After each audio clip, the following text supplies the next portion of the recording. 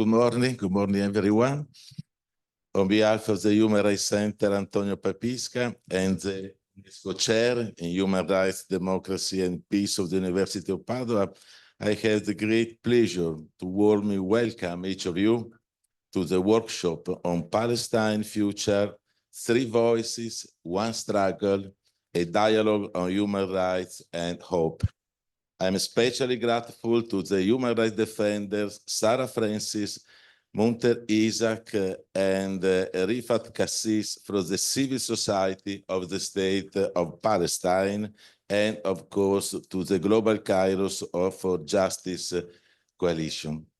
Today we will listen to the voices of a people of the United Nations, a people that hold the inalienable rights to existence and self-determination as recognized by the UN Charter and the international human rights law.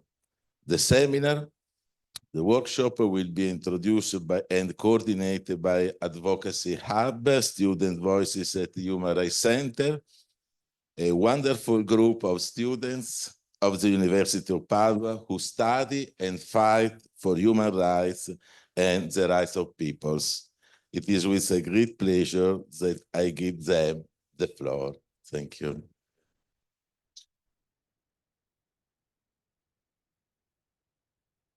Okay, so good morning, everyone. Thank you, Professor Masha, for letting us have in this space today. And welcome to this new event, Palestine's Future, Three Voices, One Struggle, a dialogue on human rights, justice, and hope.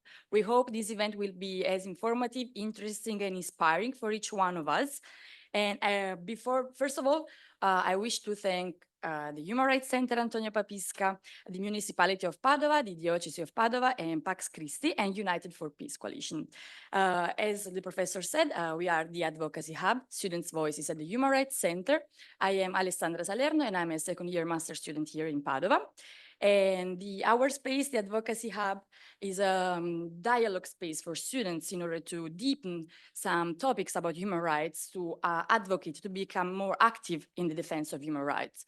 And I would like to remind everyone that we started 1 year ago exactly talking about Palestinian citizenship rights, and it is an honor for us to host our speakers today that I will very shortly introduce. They are from the delegation of Kairos, Palestine. Kairos is a Christian Palestinian movement born from the Kairos document, which advocates for ending Israeli occupation and achieving a just solution to the conflict. The mission of Kairos is to raise awareness on what's happening in Palestine and to support the Palestinian civil organizations. Moreover, the mission is also to advocate for the end of both apartheid and genocide in Palestine. So today we're going to discuss with there is my colleague Sabaita, and online there is also my colleague Julia, and we're going to discuss with Dr. Sahar Franci, lawyer and director of Adamea Prison Support and Human Rights Association since 2006, which is a Ramallah-based Palestinian NGO providing legal support to Palestinian political prisoners. Where she has worked since 1998 as a human rights attorney and later as a head of the legal unit. We welcome also today Reverend Munter Isaac, Palestinian Christian pastor and theologian, president of the Bethlehem Bible College, who gained international attention lately for his... Anything work? Okay, you will correct me later. For his sermon, who gained international attention lately for his sermon Christ Under the Rubble, which I really recommend you to go on YouTube and try to listen to it because it's very, very powerful, and was also cited in South Africa's case against Israel at the ICC, International Court of Justice. And then we have Rifat Kassis, veteran activist in Palestinian nonviolent resistance, co-author of Kairos Palestine and coordinator of Global Kairos for Justice. He founded the Palestinian section of Defense for Children International and led several ecumenical and humanitarian initiatives. I will now leave the floor to my colleague Sabaeta, and we will start with some questions. Then feel free to note some questions you have, because then we will have a QA. Also for the guests online, please keep in mind that you can use the chat to pose some questions, and later we will have a discussion. Thank you very much.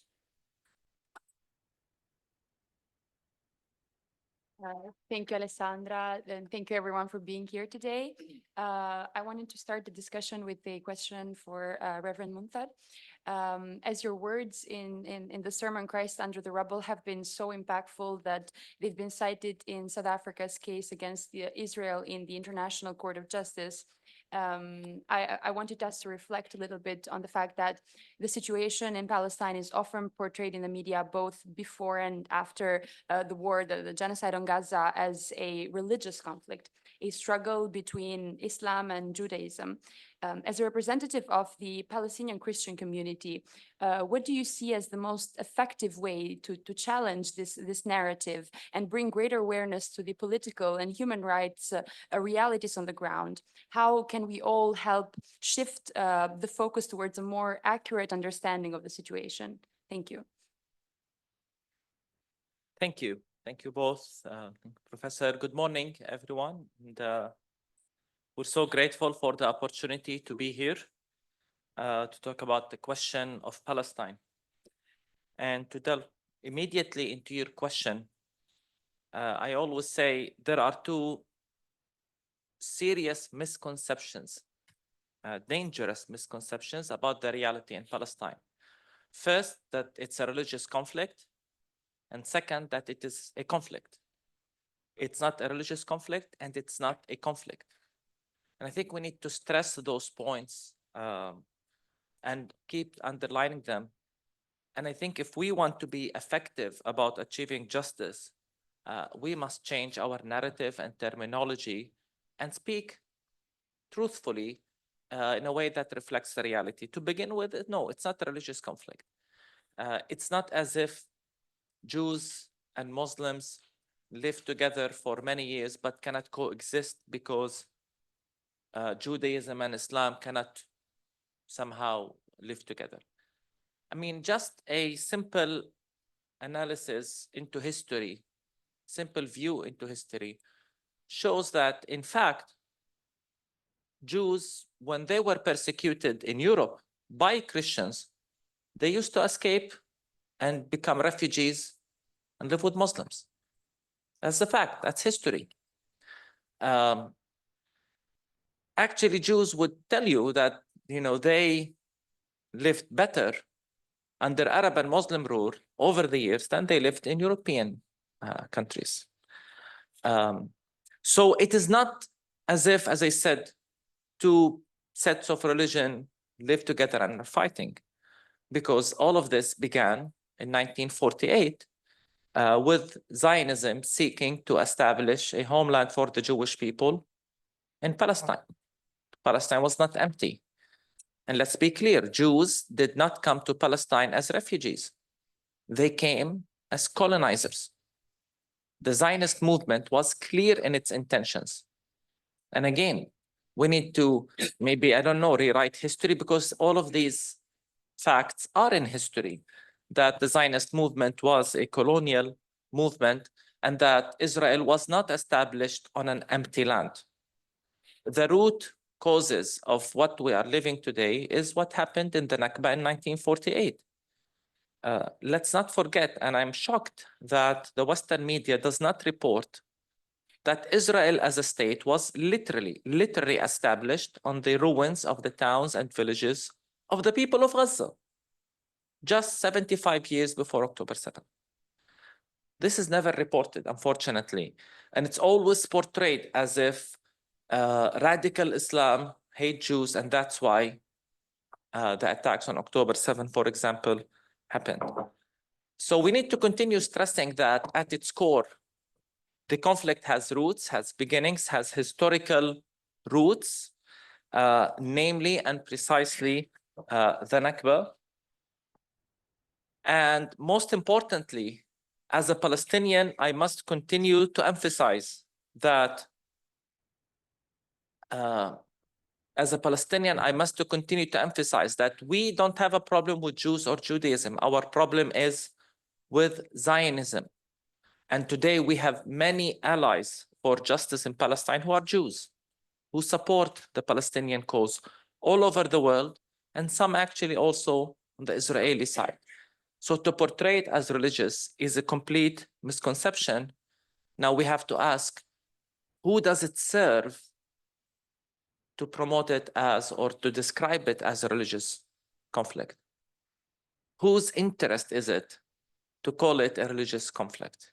We need to ask this question because it serves this polarized ideologies we live in today, in which there is the, good and evil, and the good is portrayed as the Judeo-Christian democracy, evil is Arab and Islam, and we have to fight terrorism. It serves a certain narrative.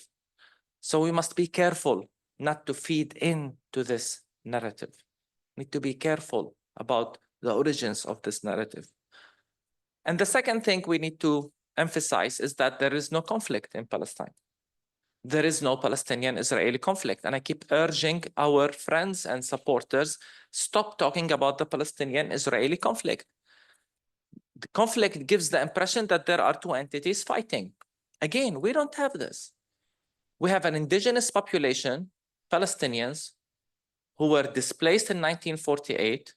The majority are not allowed to return, while the others live under several oppressive realities, whether in Israel proper or in the West Bank, in Gaza and East Jerusalem. It's a reality of colonialism and settler colonialism in particular, in which Israel continues to displace Palestinians and replacement. This is the essence, for example, of the Trump plan. Get rid of 2 million Palestinians. By the way, this is ethnic cleansing. This is what Israel is now doing in the refugee camps in the West Bank. As we speak, to date, I think the number is 45,000 Palestinians displaced in the West Bank, And now Israel is clear about its attempt to annex the West Bank. The Zionist plan is always maximum geography, minimum demography. So maximum land and minimum Palestinians living in the remaining land. So the more we talk about a conflict, the more we serve the colonial agenda, which continues to expand its territory on the expense of Palestinians. More importantly, it's actually a reality of apartheid as attested by the numerous human rights organizations.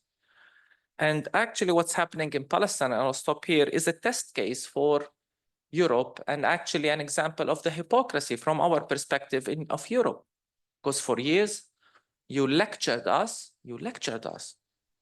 on human rights and the international law. You came across as superior with your morality and human rights, and you wanted to educate us Arabs. But when it's the rights of Palestinians that are being abused by your ally Israel, you are silent. When Amnesty International says there is apartheid, you did nothing. When Human Rights Watch said it is apartheid, you did nothing. When B'Tselem, the Israeli human rights organization, said it's apartheid, you did nothing. And now we have so many reports that say it is a genocide. You're doing nothing. You're still normalizing the relationship with Israel. So today it's a critical moment in our history because it seems that everything humanity worked for to build these laws and human rights is falling in front of our eyes, and the veil has been revealed. So it's not a religious conflict, and it's not a conflict, and we need to address reality for what it is. Thank you.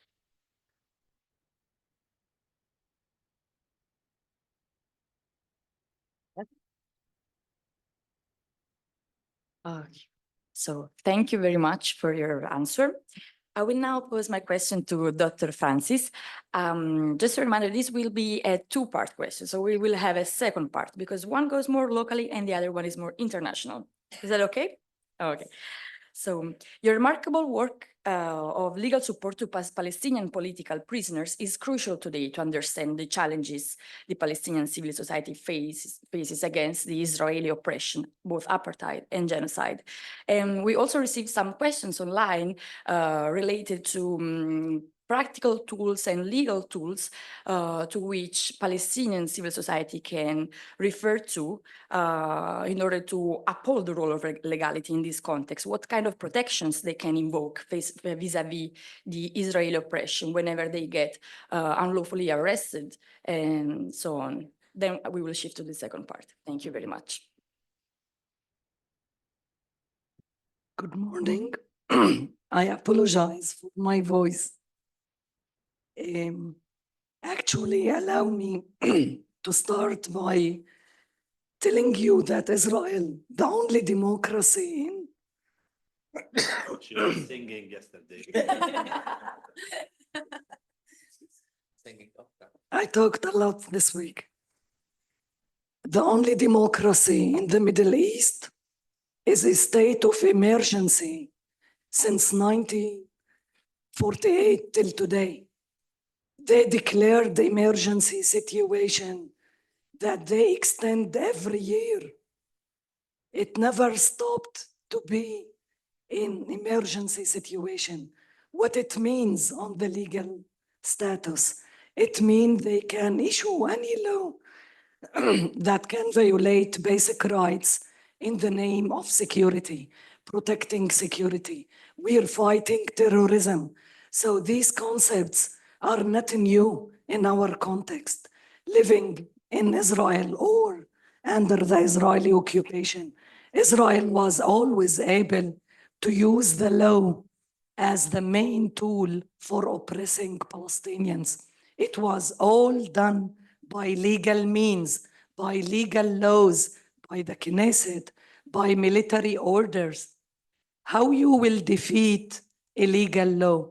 How you will defeat a justice system that is based on discrimination and apartheid, that you are classified as a second or third class member in your own land? I was born inside Israel in a Palestinian village near the Lebanese border. I studied in the Israeli universities. My legal degree, I got it in the Israeli universities. I can witness about the daily discrimination that we face in all sectors inside the state. So Israel was able much before September 11th. You remember September 11th? When the United States started to push all the standards of the the fight or the war against terrorism, believe me, it all was taken from the Israeli context, treating the Palestinians and developing these strategies and laws and experimenting them on the Palestinians before they became the path and the base for the American war in terror in the US. The military courts that you saw in the Guantanamo context, we're facing military courts since 48. First, it was used inside the state between 48 and 66. And then they moved the military courts inside the occupied territories up till today. The Palestinians are subjected for the military court system, for military orders. So, but still, we never were hopeless. We never stopped resisting and fighting by all the legal means that we had in our hands in order to seek justice or to give a bit hope for these prisoners and for their families. We represent them in the military courts, but it's with zero success. When I say zero success, in my all 27 years work in front of this system, I can count the cases I managed to win in one hand. It's very difficult to say that you managed to release someone from this system. And the most difficult cases would be the administrative detention cases. This is a procedure that the Israelis took from the British heritage, arresting someone based on secret information, secret file. There's no evidences brought to the court, and they can extend the detention 6 months, another 6 months, another 6 months, unlimited. You can stay 6 years, 7 years without knowing when you would be released. And imagine as a lawyer, you have to defend someone without knowing how, without knowing what's the evidences against him, what he did, how you would help him. A child arrested under administrative detention, how you would defend him. So internally, in the legal system inside Israel, whether in the high court or in the military courts, it's almost useless. It's very difficult to reach anywhere. Imagine that the high court in 19, sorry,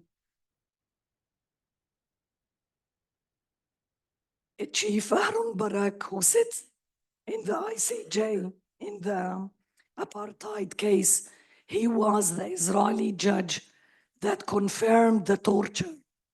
In his decision in 1999, he said the state of Israel is fighting terrorism. And this is why we can use physical moderate pressure. He didn't call it torture. He called it physical moderate pressure in order to torture people.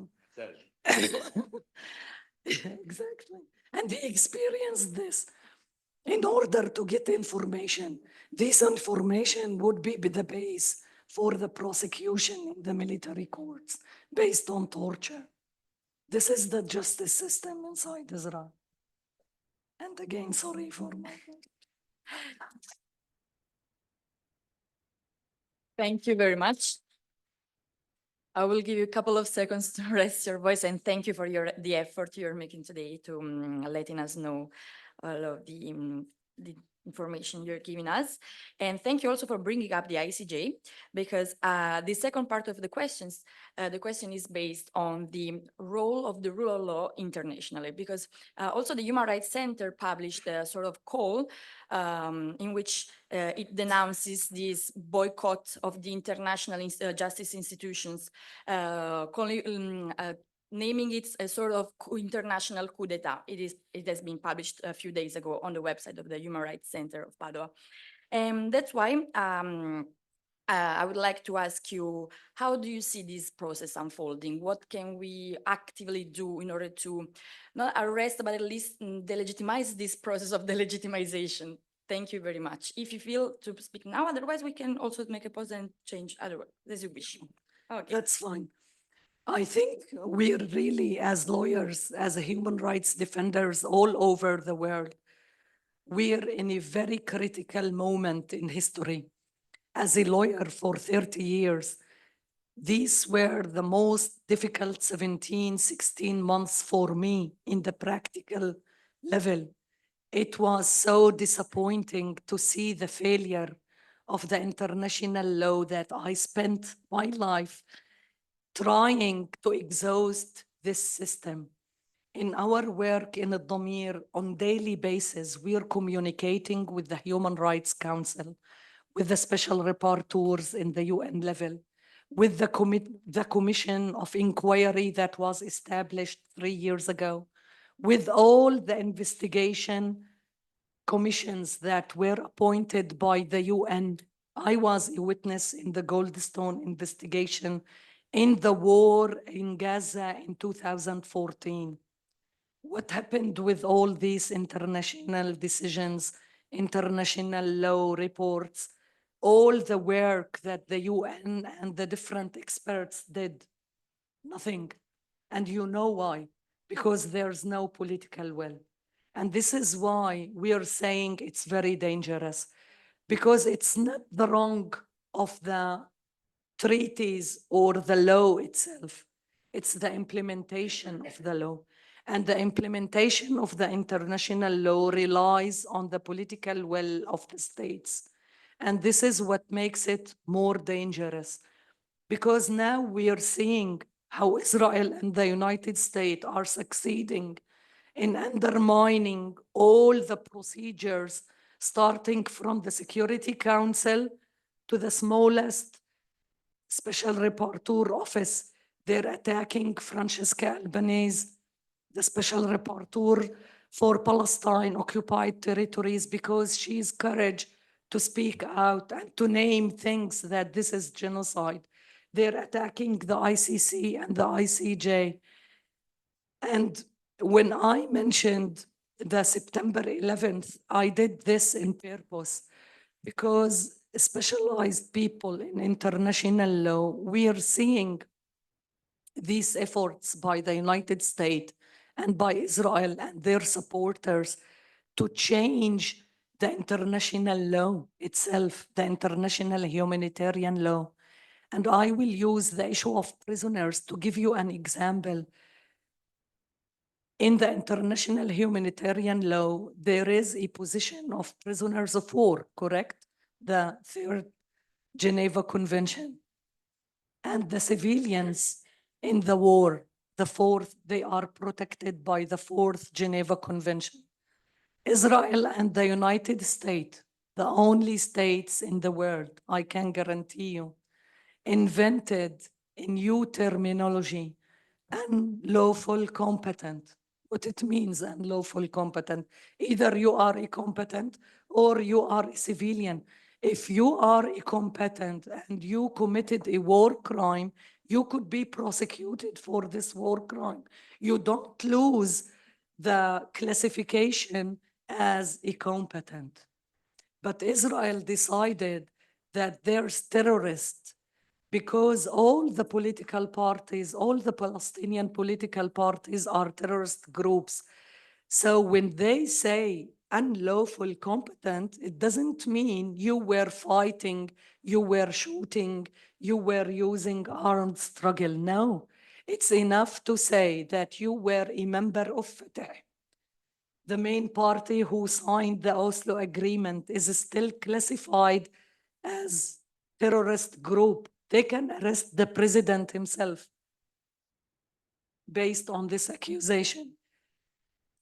And everyone that is a member in any political party could be considered as unlawful competent, and he could be arrested like the administrative detention indefinitely.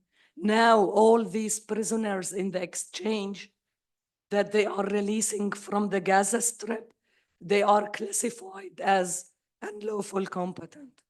So this is the way how Israel and the United States are trying to push not just new terminology and affecting the work of the international law. Why Israel should be able to get away with all these crimes that didn't started in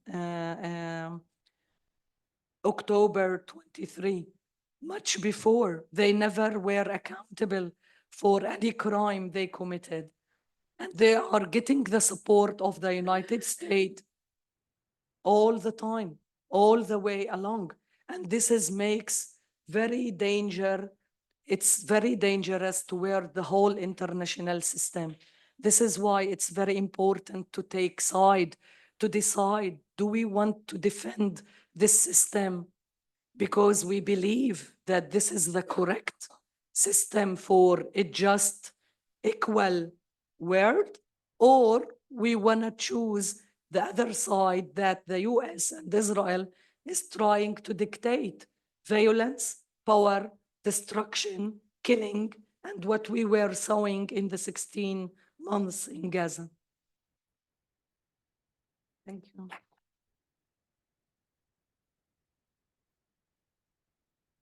Thank you very much. I would like to ask the next question to Mr. Rifat Kassis.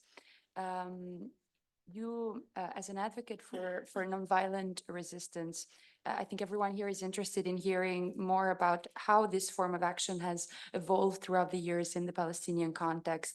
And then I would also like to ask if you believe that this nonviolent resistance is still a valid tool to fight against Israel's oppression, or if any changes in the movement's strategy could be implemented to tackle this ever-changing situation. Thank you. And thank you for hosting us. Actually, again, I will start as Reverend Munzer started, that there is also a huge misunderstanding about the Palestinian struggle. Actually, the major bulk of the Palestinian resistance and struggle was always a nonviolent resistance. For instance, during the British occupation of Palestine in the 20s and 30s, we faced this oppression with the general strike, for instance, in 1936. This general strike lasted for around 6 months, protesting everything, the administrative detention and all kinds of procedures which were taken against our people in that time. The first Intifada in 1987, it was also a non-violent resistance, which was faced and confronted with violence from the Israeli occupation. I don't want to talk in theoretical manner about the nonviolent resistance, but I would like to bring your attention to some examples which might show you the kind of resistance the Palestinians did over the years. Let me start with my town, Beit Sahur. In Beit Sahur, during the first Intifada, we raised the American slogan, actually, the American slogan during the British occupation, no taxation without representation. And we rejected paying our taxes to the occupiers because we said, you are violating international law. First, you should tell us exactly where you are spending the money. The money should be spent on us, not to support your military activities, etc. And we entered into a complete boycott of paying our taxes to the authorities, to the level that Israel put Beit Sahur under siege for around 40 days, a tight siege, raided every single house, confiscated all our machineries, all our products, put all the people who refused to pay their taxes under administrative detention, in detention. And the Palestinians continued to boycotting paying the taxes. This case, Beit Sahur case, was discussed in the United Nations Security Council, and Israel, United States took a veto against Beit Sahur. So I am from this small village, which the mighty United States of America took a veto about our nonviolent resistance in 1991. Actually, after they lifted the siege on Beit Sahur, the Beit Sahurians' response was that we arranged for a multi-faith service in the Latin church in Beit Sahur, where we invited rabbis, Muslim imams, and patriarchs to come to pray together. Unfortunately, none of them was allowed to enter Beit Sahur, and they did the service outside the outskirts of Beit Sahur. This is just one example. Another example, which is still today, we started the YMCA and the YWCA in Palestine. We started an advocacy program. We call it the Olive Tree Campaign. Olive Tree Campaign, this is a campaign which we started in 2001, trying to plant olive trees in the areas which are confiscated or under threat to be confiscated. You know, one of the major problems facing the Palestinian people is the land theft, the land confiscation. Just to give you an example, in the West Bank, for instance, today, the estimation that there are around 700,000 to 800,000 Jewish settlers living in an illegal settlements on the land of the Palestinians. Beit Lahem, for instance, our governorate where we come from, it suffered hugely and badly the land theft and the confiscation of land to the level that now we are controlling less than 10% from our land. So the land confiscation, in addition to uprooting trees, groves of olive trees were uprooted by the Israeli settlers and also by the Israeli army for different purposes and for different reasons. So this initiative was to plant olive trees in the grooves where the trees were uprooted, but also where in the land which is under threat to be confiscated next to the wall, for instance, or next to the settlements. And with help of the international community, they sell the olive trees and we plant them. So this is the kind of initiative. It's not about planting trees, but also it's about understanding the situation behind planting the trees and why this is something very important for the Palestinians. We started with planting maybe 5,000 olive trees every year. Now more than 80,000 olive trees being planted with support of many communities in Latin America, in Europe, United States, in the global South, in different places. They support it, and we use this as our advocacy tool to reach out to these people, telling them about the situation, telling them about the confiscation of the land, telling them about the military incursions, etc., etc. So these two are part of this kind of nonviolent resistance.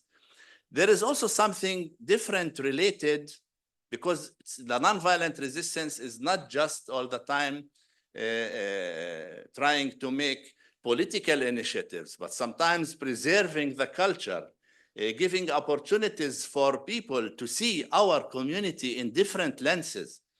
In 1995, we started a center, we call it Alternative Tourism Group Center. It is a study center for tourism, but this was our way of trying to introduce tourism to Palestine in a different way, to see Palestine from within and not just to see Palestine as a place where only wars exist, resistance, occupation, but to see and to try to enjoy also the culture of the Palestinians, because the Palestinian people, whether you believe it or not, we have a very heavy civilization behind us. I mean, unfortunately, we cannot show you some pictures to show you that in Palestine, for instance, in 1933, we had an orchestra, Philharmonica, doing concerts in 1933.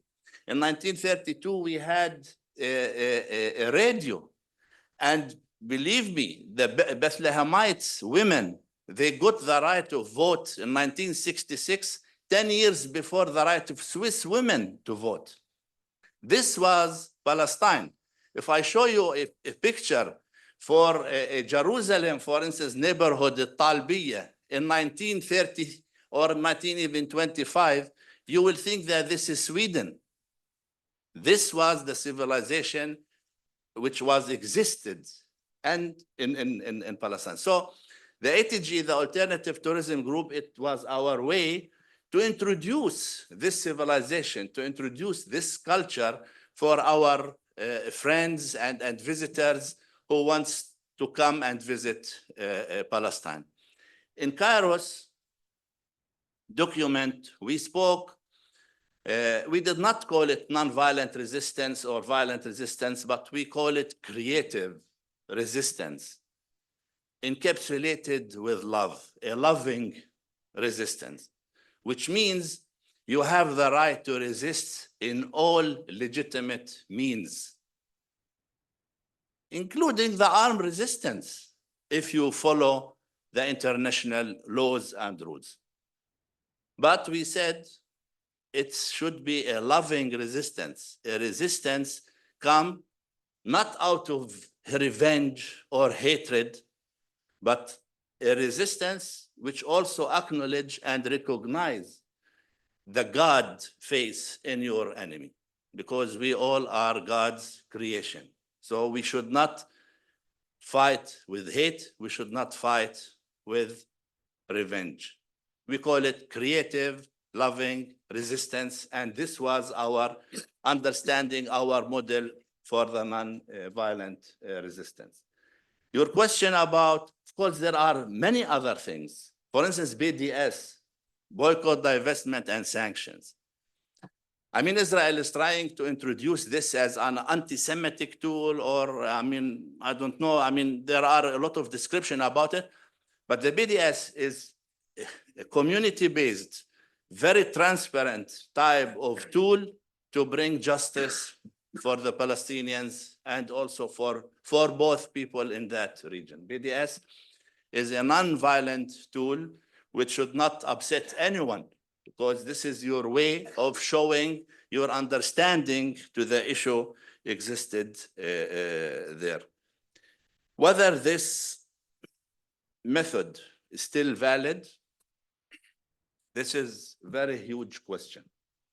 And this is a question which challenge us on daily basis, because nonviolent resistance doesn't exist in vacuum and cannot produce results without some conditions. And the conditions are, this needs to be accompanied with international advocacy. This needs to be also accompanied with media attention, with legal institutions attention.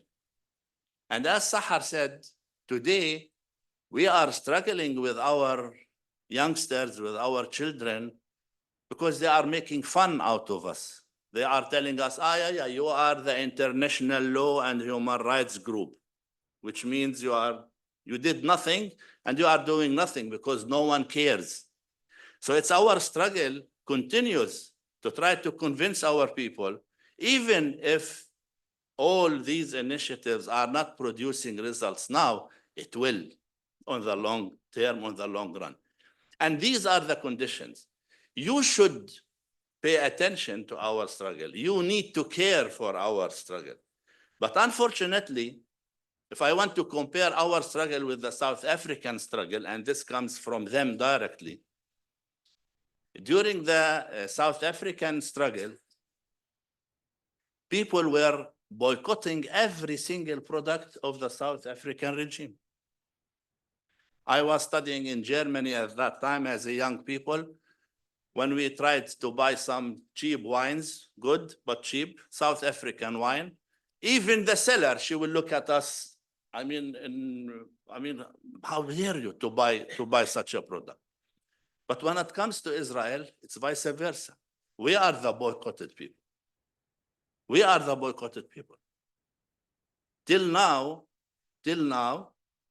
this normalization with Israel, even while they are persecuted in the ICJ and the ICC, still, and now just Mother showed me that the EU now, they want also to renew the association agreement with Israel as if things are normal and there was nothing, as if they did nothing, yeah, during the past 2 years.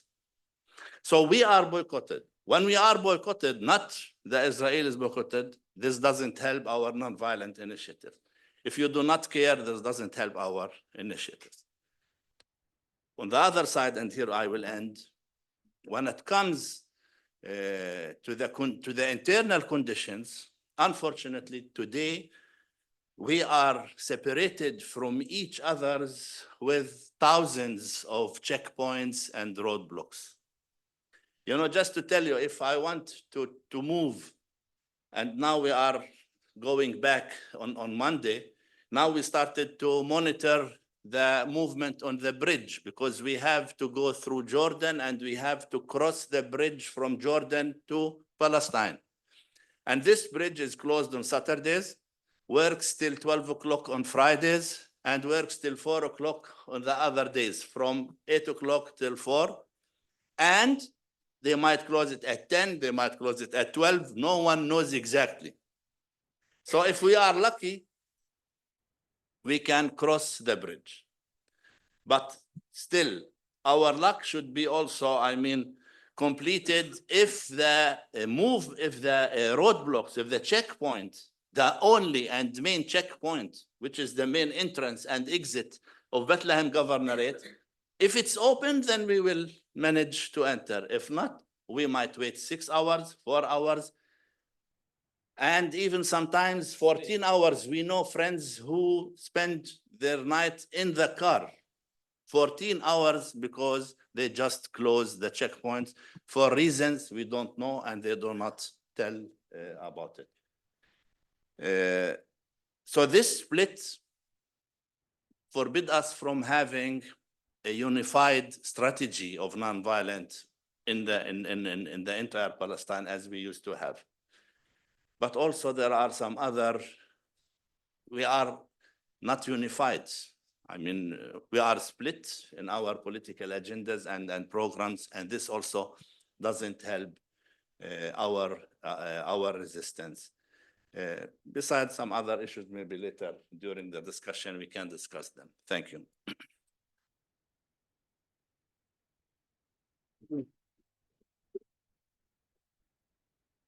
Thank you very much, Mr. Cassis. I would like to ask another brief question to you. Sadly, we all know about the huge catastrophic number of child amputees in Gaza and the horrible conditions that they are facing. But at the same time, I would like to shift the focus and ask what are the main challenges faced by children also in the West Bank? And what do you think is being overlooked as global attention rightfully remains in Gaza, but what could be overlooked on their situation in the West Bank and other parts of Palestine? Yeah, this is also an important notice, an important question also. You know, to start with, you know, we established Defense for Children International Palestine section in 1991. DCI is an international Geneva-based movement. I had the privilege and the honor to lead the international movement twice, since from 2005 till 2012. Our section in Palestine dealt with child issues since our creation. The main issue here that Israel doesn't consider children as rights holders. Most of the time they talk about them as collateral damage. And there is a big difference between calling someone as a right holder or just collateral damage. For instance, during this genocide on Gaza, more than now, the number reached and exceeded 20,000 children who were killed. And they only talk about it as collateral damage. They were not meant to be killed, but despite that, they were killed. So this is something, I mean, we need to think of. And based on this, I can say that there is no single right in the CRC, the Convention on the Rights of the Child, which was not violated in Israel. You start with right to life, right to development. I mean, you just name it, right to expression, right to hold a name. You know, the daughter of my niece, a West Banker, my niece, she's from West Bank. She's married to someone from Jerusalem. Because the daughter was born in Beit Sahur in the West Bank, she did not get a Jerusalemite ID. And now she's becoming 25 years old, 26 even. She finished her master's in law, but she doesn't have any official paper. No document. She cannot travel abroad. She cannot travel inside. Now she was appointed as a judge in the Lutheran church. And she doesn't have any document. She doesn't exist on paper. She doesn't exist. And she's not the only one. She's one out of 10,000 children who became now adults. Many of them became adults. There are rules, for instance, about this Jerusalem. I'm sorry, just to take some minutes to explain this Jerusalem West Bank issue, because honestly speaking, even our people do not understand it sometimes. That if you are a Jerusalem holder of the identity, Jerusalemite identity holder, you have to prove that your center life is in Jerusalem, meaning you have to work and reside in Jerusalem. So for instance, if you work in Padova and you live in Venice, then you are not qualified to have a Padova identity card. So these people, if they work, for instance, in Bethlehem and reside in Jerusalem, this is not good enough. If vice versa, if they live in Bethlehem and they work in Jerusalem, this is also not good enough. So this family, the father, he used to work in the Lutheran schools as he's the head of the Environmental Education Center. He works in Bethlehem and lives in Bethlehem. That's why they rejected giving an ID for his daughter. So now he had to leave his house in Bethlehem and go to live in like a refugee camp at the outskirts of Beit Jala in order to prove that he lives in Jerusalem proper and pay taxes to the Jerusalem municipality with hope and wish that his daughter will get an ID. She's one out of thousands, if not 10,000 people who doesn't have this. On the other side, more than 16,000 Palestinians resided in Jerusalem. Their identity cards were revoked because they could not prove that their center life in Jerusalem. So when it comes to children, killing, maiming, imprisonment, just to give you an example about the imprisonment, because Sahar spoke about the adults. But children also, they are trialed in military courts. Israel is the only country in the world who trialed children in military courts in front of military judges. And all what have you is complete discrimination. For instance, if a settler child lives in the West Bank, in a settlement in the West Bank, and a Palestinian child lives in a village next to the settlements, for instance, this Jewish child, if he makes a felony, he will be tried in a civil court. Treated like a child. And treated like a child. He cannot be interrogated without the presence of his parents or his lawyer. It will be recorded. Even the criminal age responsibility is different. The age is different. The majority age is also different.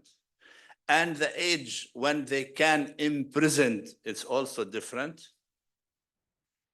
And the way they arrest the child is different, because all children, Palestinian children who are arrested, they are arrested in a raid in the middle of the night.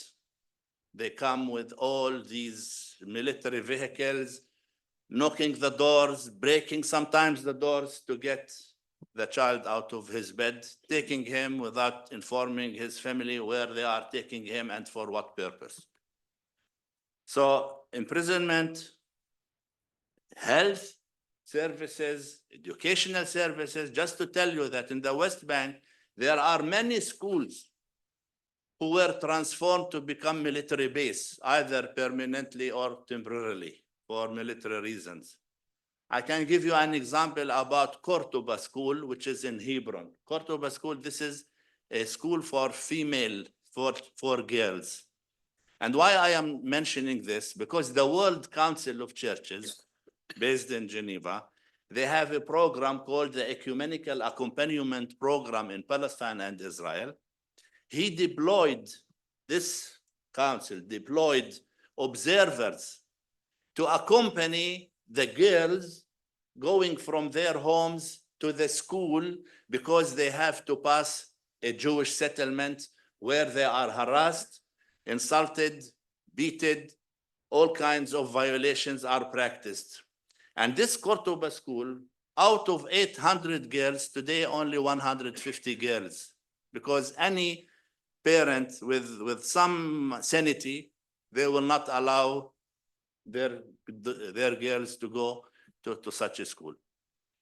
So even the educational services were affected. You just name it. You just name it. There are children also who are arrested because they put a post on the Facebook, or they took a picture and they put it in their social media. All kinds of violations are being practiced against children. And as you put it rightly, while the attention towards Gaza, and I hope that there is a positive attention towards Gaza. Unfortunately, I mean, the attention even on Gaza is little. But they are now allowing whatever Israel is doing in the West Bank. As Munzer said, 45,000 people were displaced in Tulkarem and Jenin and Qalqilia. I just read in the news while we were on the train that 3,000 families more from Jenin, they were also forcibly evicted today from Jenin. They are destroying the refugee camps, because by destroying the refugee camps, they are destroying UNRWA, United Nations and Relief Work Agency, which is the refugee agency. And by doing this, they are destroying also the right of return for the Palestinian refugees. And today, we have more than 7 million Palestinian refugees awaiting their right of return. I think I managed to cover a bit. Thank you.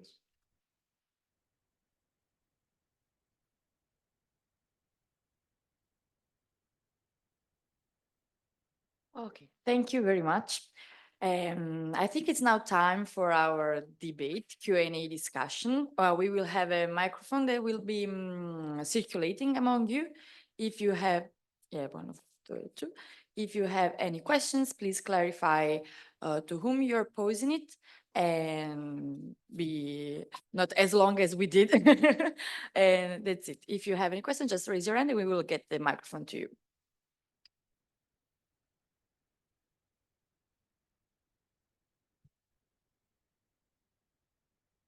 Hi, thank you for being here and for your daily work. Okay, my question and comment, let's say, is more provocative than something else, but let's see whether I can manage to convey my message. So I'm a PhD candidate here in EU law, and I've always been fascinated and very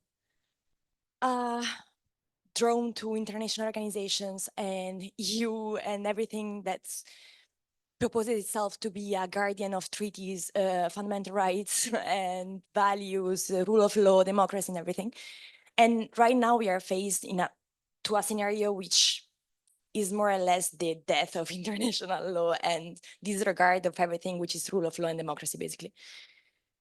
I'm also faced with my friends and my family telling me constantly, like, what are you doing, basically? Like, whatever you're doing is just theory and not applied in real life. And I'm honestly being more and more prone to believe that, you know? So I'm here, since the title was saying hope, to get some hope from you and because I'm only 22 and I'm hoping to still keep my illusion for a while that something can change. And I'm honestly done with any positive thoughts right now. So if you can manage to at least convey some positivity here, because I think everyone, at least in this room, is interested in changing something and to contribute somehow to the cause. So yeah, thank you. Palestine.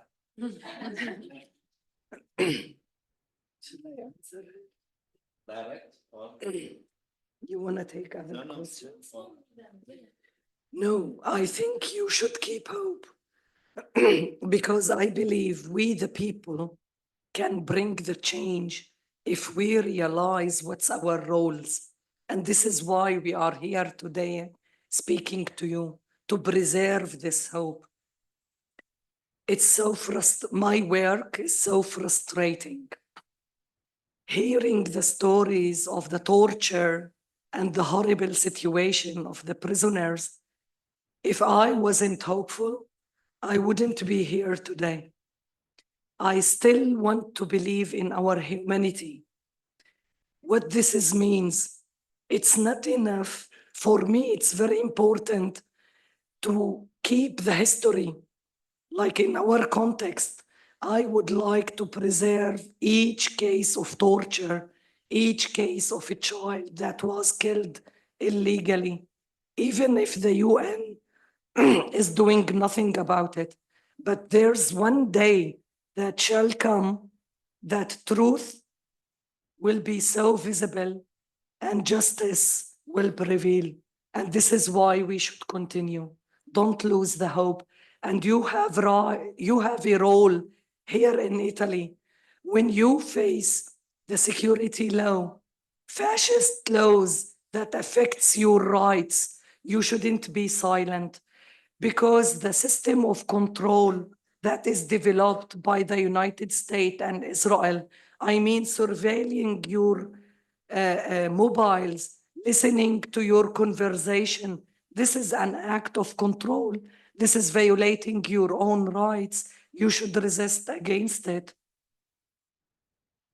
This is how we joint efforts on the global level in order to make this system working for the best of all of us, and not allowing states like the United States or Israel to dictate the implementation of the international law. It will take time. We will pay high price. It could be imprisoning us. It could be even killing us. But I think this is the history. Who guaranteed rights without fighting, without paying very high price?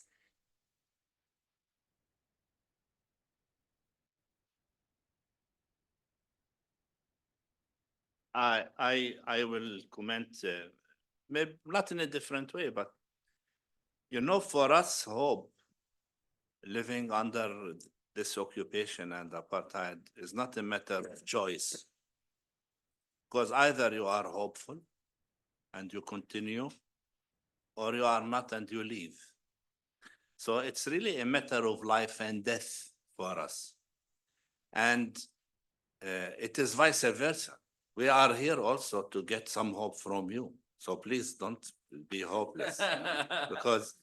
because if you are hopeless, then this will affect also our hope. Because I mean, the cause of Palestine will not solve just by the Palestinians. It needs to be solved internationally, because it's an internationally created conflict. Yeah, it is an internationally created conflict. Britain, they promised the land they do not belong to them to other nations, and this is now what we are, I mean, experiencing. And when I say you need to keep hope, I'm not just talking about the Palestinians, honestly speaking, because we as Palestinians, from long, we concluded our results that this land needs to be shared between us and the Israelis. I mean, it's impossible to have a different solution. So that's why if you are pro-Palestine, this is good. If you are pro-Israel, I ask you to widen your heart also to include us as Palestinians in your heart, because this is the only way to maintain our hope, and this is the only way to solve this bloodshed. So please continue to be hopeful and come to Palestine. We will give you hope. We will give you hope.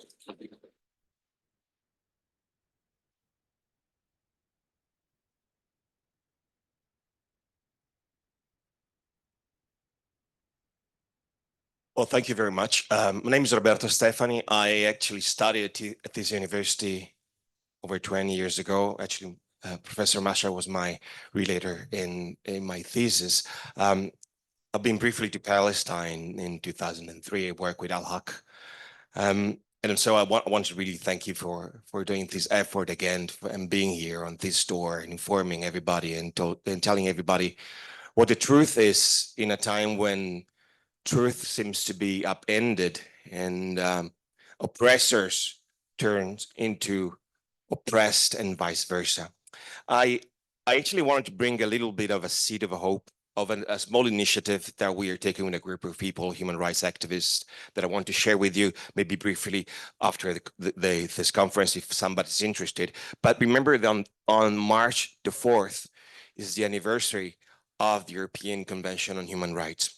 That's an opportunity to bring up the fact that Europe exists. Europe was created on some values, and I'm talking about Europe in a wider sense, not just the EU. So it's probably a good opportunity to do something to make everything that we're doing more visible and to make Europe more visible. The Europe we want, the Europe that is a Europe created for justice, democracy, tolerance, respect, and Europe was a reaction to dictatorship and oppression. Thank you.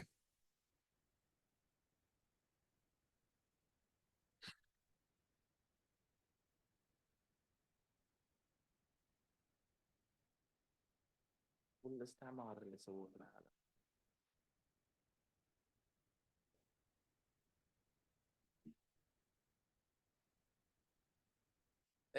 Yeah,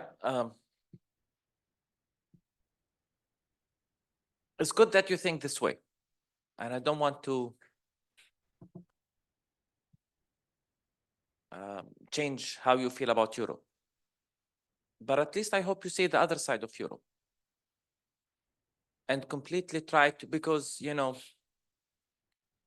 there is a battle even within Europe today. And you need, it goes back to the first question about giving up. It's also about saving Europe. Palestine can be a test case for all of us, not just Palestinians. Ironically, Palestine could save Europe. I go back to the headline that I read about the EU renewing its ties with Israel, economic ties, and, you know, I can read you the headlines. Normality. Go back to normality. Basically, what Europe is saying by this decision is To hell with international. to hell with international law. This is exactly what Europe is saying. To be honest, as an outsider, as a non-European, as a Middle Eastern, I say, well, when did Europe care? I look back at the colonial history. Look at the refugee crisis. So the way I read this report was through friends of mine who are Europeans and contesting that and saying we must speak up against it and we must fight. If this is what you mean, then please go for it and keep fighting within Europe. When the discussion was on BDS, why did BDS fail? Or it's not fail? Why isn't BDS succeeding? Why it is failing? Why is it failing? Honestly, it's Europe. You lecture us on nonviolence. When we do nonviolence, you have anti-BDS laws. So we need you. We can't win without you. We can't win alone as Palestinians. And as I said, maybe if we win together, we also save Europe. So don't give up for the sake of Europe, not just for our sake as Palestinians.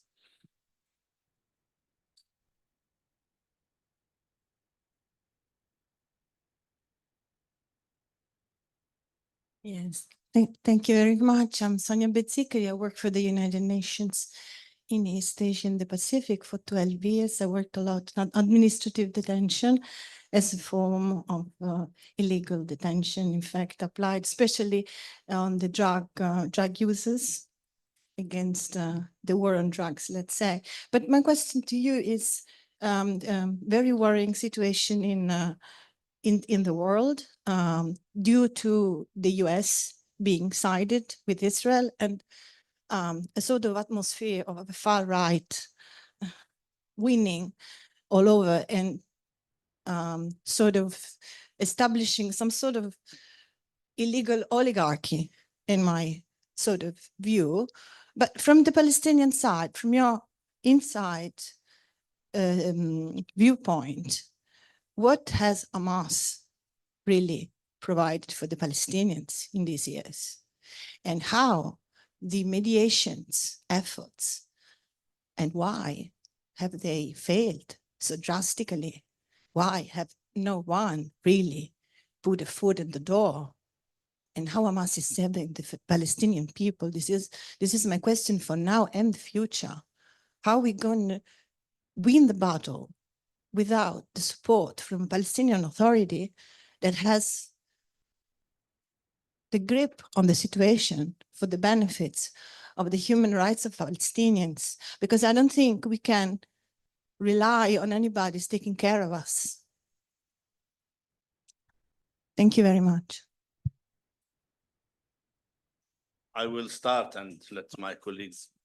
You know, I will start by saying Hamas was established in 1988, 40 years after al-Nakba, and 20 years after the military occupation of the West Bank. This is to tell you that Hamas is not the problem. The problem was there all the time. I mean, we had different opportunities to solve the issue non-violently in a way which respects human rights, international norms, etc. But all this was in vain. The first Intifada happened after all our initiatives, was not respected or honored. Just to remind you that 1974, which was a complete turning point in the Palestinian struggle, where our late Arafat spoke in the United Nations in 1974, and he offered the olive branch and to move forward, or the rifle.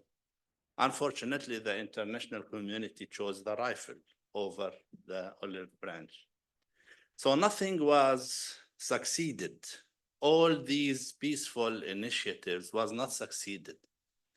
So Hamas comes as a logical consequence of complete failures of all these initiatives, all these peaceful initiatives, projects, the ignoring of United States. But I mean, to put the blame only on the United States, I mean, where were Europe in all this?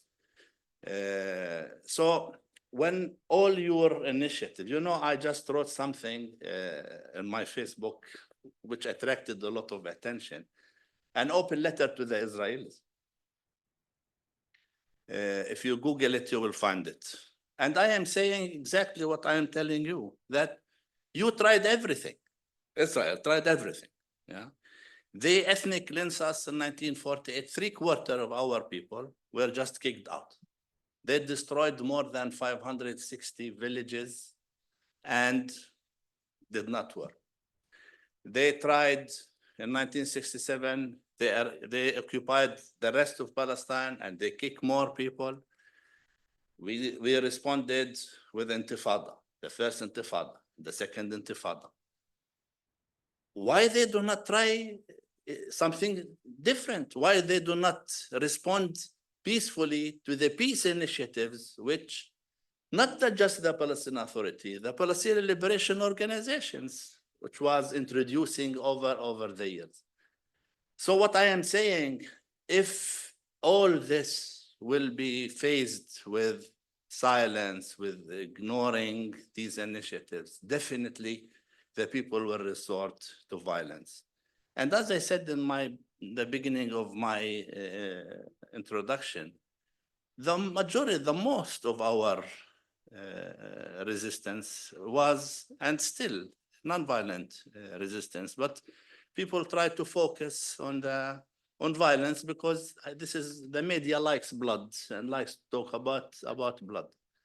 So the question, I will transform it if there will be now, if there will be no peace now, things will continue on both sides, exerting to the level that we will reach a situation where there will be no solution except some nation exterminate the other nation.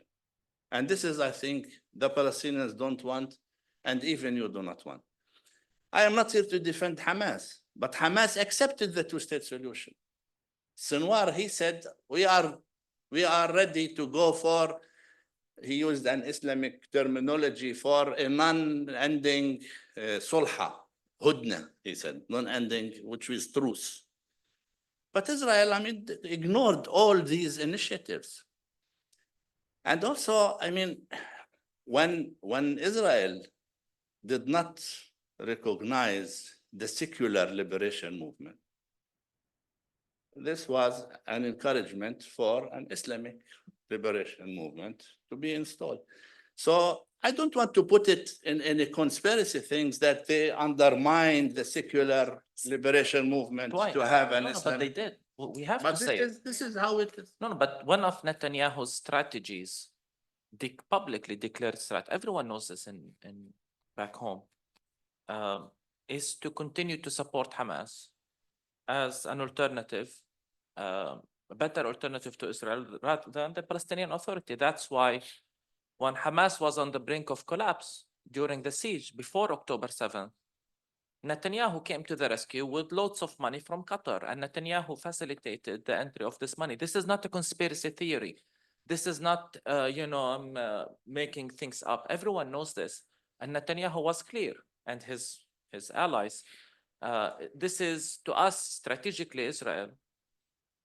It will give the impression we're fighting terrorists. It's better than the Palestinian Authority. Now, meanwhile, the Palestinian Authority, I would say, did not believe in nonviolence. They were pacifists. The Palestinian Authority is not even calling for boycotting Israel or sanctioning Israel from FIFA and so on. They're still rigid in their two-state solution. They are in Ramallah, completely delegitimized and ignored by the international community. So, when we hear such a question as Palestinians, we wonder, what do you want? Do you want a PA that respects the international law and not doing anything to delegitimize Israel? No. You want nonviolence resistance, BDS? No. You want Hamas with violence? No. What do you want? We're confused. Really, we're confused. I'm not targeting you,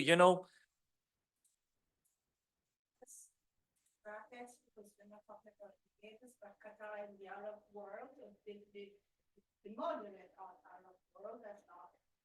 Moderate? Has not. Moderate. Moderate in which sense? Yeah.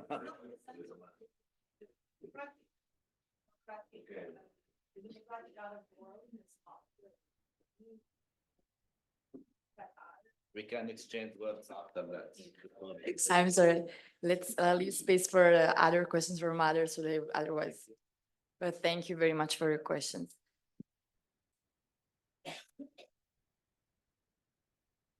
Do we have any other question?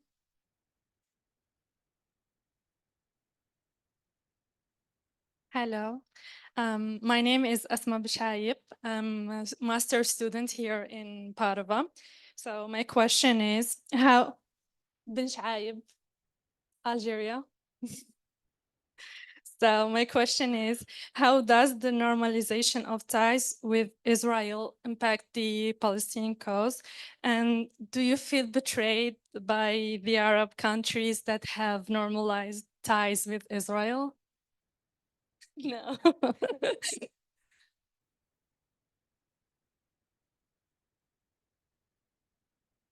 Of course, we feel betrayed. And it's not normalizing ties with Israel, it's normalizing apartheid. And it's prolonging the occupation and making it not a priority or not a problem. And unfortunately, as a man of faith, I say this, it's fake peace. It's not real peace between the peoples. It's not based on mutual respect and honesty. It's based on economical interest and pressure from the superpowers. So they celebrated, for example, the Abraham Accords as peace deals. They're not peace deals, they're armed deals. That's what they are. They are regional shifts in the regional, powers and so on. So it's not real peace. I honestly, I want to see a day in which there is real peace, which is normalizing relationship between people based on respect, justice, equality. So do we feel betrayed? Yes, we feel so much betrayed. And as much as we are frustrated by the position of Europe, we are also frustrated by the position of the Arab countries. And we're not shy to say this, especially as activists as well.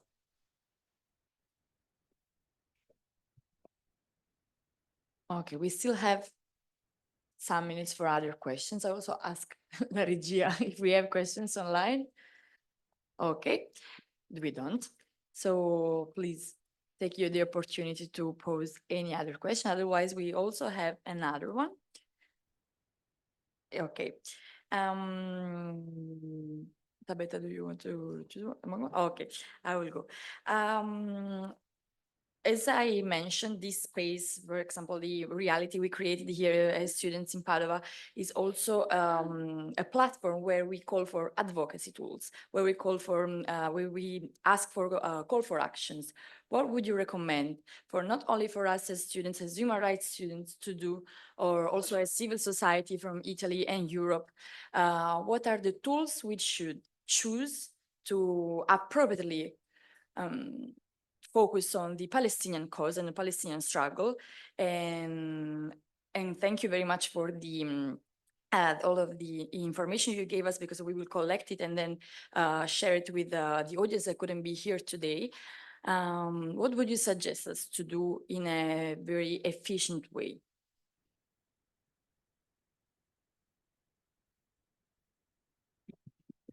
I think there's lots of things to be done, but intensify your educational sessions. Organize tours to Palestine, whether it's students or the audience. If you see it in your eyes, you will understand perfectly what we're talking about, and it will switch your mind. And join the PDS movement. It's the most powerful thing.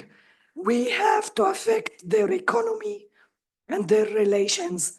If they don't feel that their economy is under threat and they are not welcomed in the world, they will not respect international law.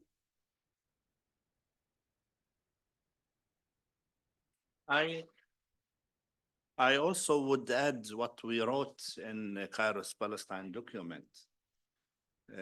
We put several recommendations.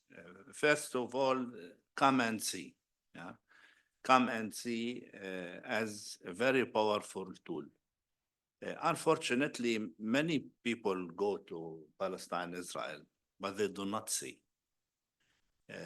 We Palestinians, we found out that out of the 3 million pilgrims and tourists, sometimes more, sometimes less, come to Palestine, come to the Holy Land, they do not know about Palestine. They do not know about Palestinians.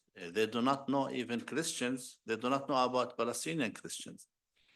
And they will be caught by the nose by an Israeli tour operator, taking them from the airport, moving them around, fixing the stereotypes against us, solidifying their prejudice against the Palestinians. And we discover that we gain enemies even without knowing us.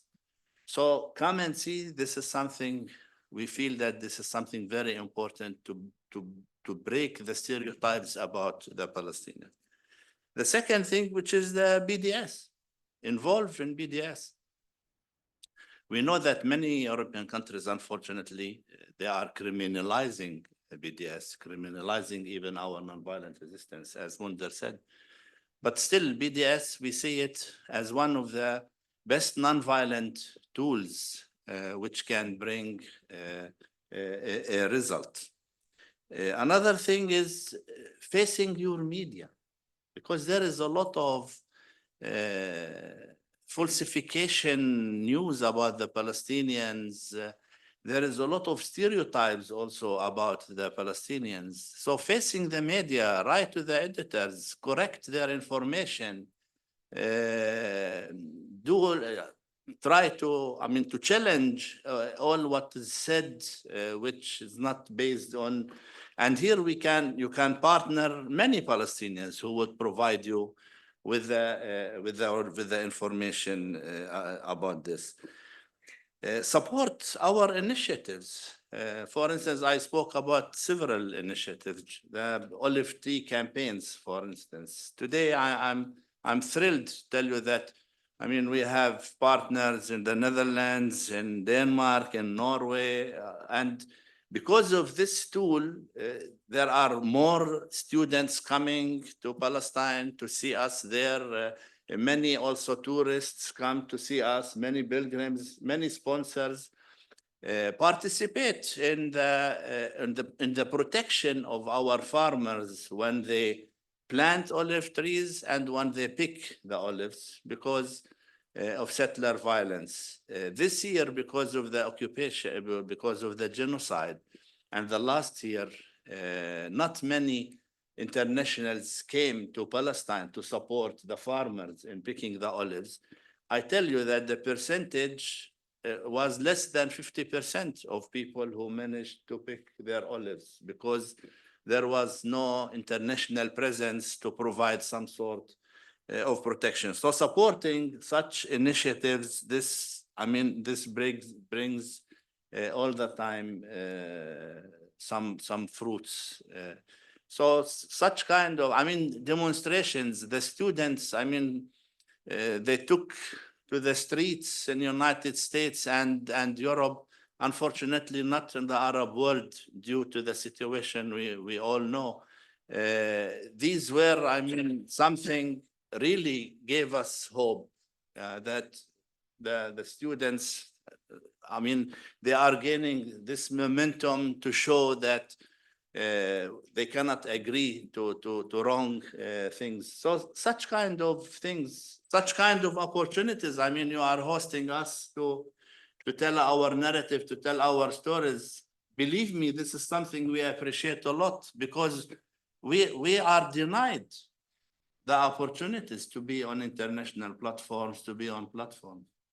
This is something you should not underestimate what you are doing here. So this is also our joint thanks and appreciation for you to give us such a platform in your university. I also think that I agree, of course, with everything that we need to begin also doing things differently, in particular, holding your politicians and institutions accountable. And I believe in Europe, there are legal ways of doing it. You need to get into the legal system. Sue those who normalize the relationship with Israel. Find ways, whether it's institutions or government. If it's against the international, why not do it? Find the legal means to challenge your officials, governments, institutions, and also find the legal means to defend your rights when there are anti-BDS laws. They are in essence laws against your personal freedom to choose where to buy from and whom to have a relationship with or not. So I think in everything they said, you need to find the legal ways within the legal system in Europe to fight for not just Palestine, but for your own rights.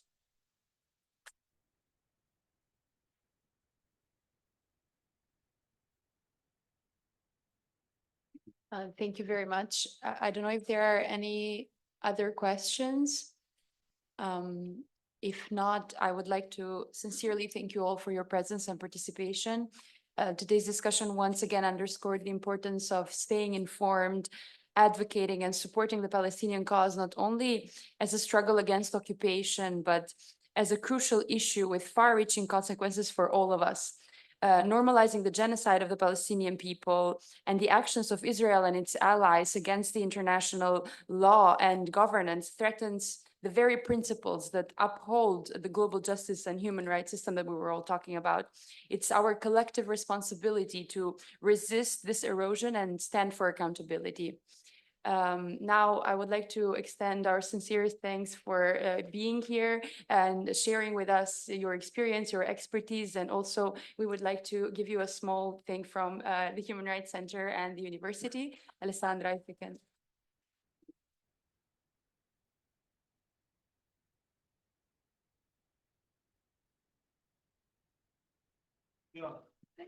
It's just to remember. The University of Padova, Yeah. 8 centuries of history. Okay.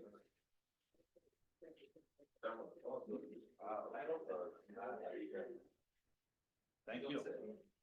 Thank you. It's just something small to remember this this meeting, but thank you very much.